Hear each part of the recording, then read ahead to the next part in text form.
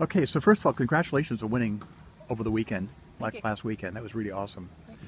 And it was really shifty. And then you actually tied with Al for the midweek madness, Hmm. and he got you on point on Master's points. yeah, which is totally unfair. Can you just describe how you handle those big shifts?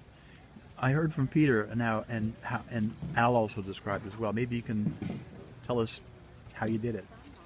Well, I think over the weekend it was shifty and puffy, but it seemed like it was sort of two breezes that would sort of fight with each other. It was pretty cold, and it wasn't like a steady velocity with shifts just sort of winding one way or the other. It Right. was puffs of wind or bands of wind coming from one side with a shift and then coming from another side with a shift.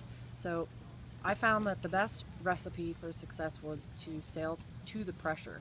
Once you got in it, get on the lifted tack or point towards the next puff. So pressure first. Pressure first. Yeah. How were your starts, and how did it, like, if you had a couple of bad starts, how did you work through the fleet? Oh, let me think. I don't know if I can remember all my Seemed like a starts. long time ago, didn't it? Yes, it does. I had good starts, primarily. The shifts were so big that it wasn't always favored to be at one end of the line. Sometimes it was the pin, sometimes it was the boat. Mm-hmm. I tried to start near the favored end, but not in a risky place right at the end. Right. Usually a little ways up, especially when it was very pin favored in a left shift. There were a couple races that we had where it was important to go left and it was pin favored, Right. but it was hard to cross the line with the adverse current that we had on Right. starboard at the pin. So being the person right at the pin was way too risky. Right. So just trying to have a really good line sight, really have a good sense of where the pin and the boat were, and start in a place where you could have a good lane and go fast, Right. but not risk any major blunders Right. was important, I thought. Right. It wasn't really boat speed, was it? It was, very much playing the shifts. It was getting to the wind and being on the lift attack. Yeah. Yeah. So pressure first, and then just see how it's going after that. I think so. You There was one race where that didn't work. It was the second race on the last day, I think. I headed left with a lot of people looking for pressure that we could see over there. Right. And we actually got to the pressure, but the wind just wound up to the right so hard during the first beat that the entire half of the fleet that was on the right side of the course, even though they were in less wind, Right. almost laid the windward mark. Yeah. And Yeah. there was no coming back from that. Yeah. Do you sail with a compass? I sail with a compass often in ocean venues where there's not a lot of land around. Right. And in Jensen Beach, I took it off and chose not to sail with the compass because there is a lot of land there. I knew it was sort of a characteristically shifty venue, but it's the kind of venue that I thought was more important to be head out of the boat and looking around than and I would have a good sense of the shifts probably there because of the land around and because the shifts would probably be big. When I find a compass valuable, it's more when it's like a steady sea breeze that oscillates slowly and you have no land references. Right. And then I find it a really good check to sort of keep you honest with your sense of whether you're on a lift or a header. I did find myself missing it though pre-start. Just I've gotten in the habit of using it for taking wind readings before the start and just keeping track of what the trends are. Mm-hmm. And I think in a place like Jensen Beach, it could be useful as long as you don't look at it too much Right. during the racing. Right. But today I think in our ocean venue here at West Palm Beach, it's the kind of place where it might be valuable if it wasn't so current dominated like it Right. was today. And maybe tomorrow I'll put mine on. So if you don't have a compass and you're heading for the puff, how do you know if you're in a lift or a knock? The easiest way is if you're on somebody's hip and they're ahead and to leeward of you. If you start looking at their transom more, you're knocked. Okay. And if they start getting hidden by your mast and the sail because you're heading up, then you're in a lift. Okay.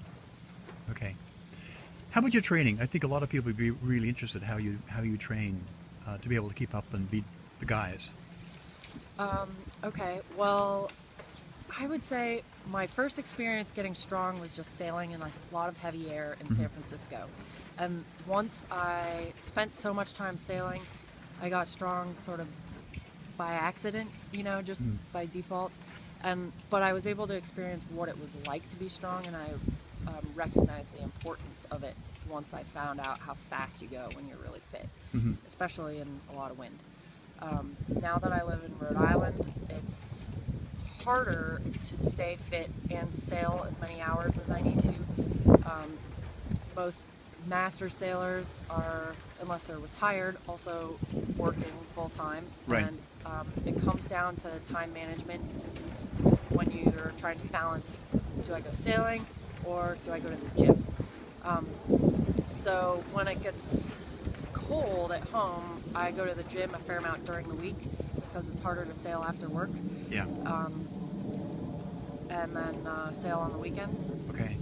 But when you're compromising that fitness versus sailing, I would say that sailing is more important. And I have to admit I'm not as fit now as I was when I lived in San Francisco. A windy venue allows you to get fit and put a lot of time in the boat. Right. Because you don't have to go to the gym also. Right. But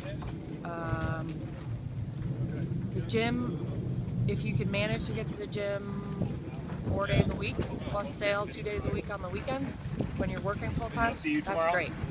Okay. See you, Joseph. I noticed you sailing downwind, and I guess the second last race today. A lot of carving. You like that, don't you?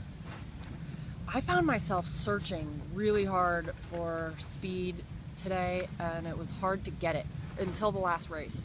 I actually flipped twice on one of the downwinds when I was feeling frustrated with that sticky feeling. The radial doesn't have as much sail area as the full rig, obviously, and the waves today were pretty big and fast, and I would say we had, in most of the races, what would you say, like 14 knots? Yeah, I think we probably got to 15, 16 at times. But the waves were pretty big.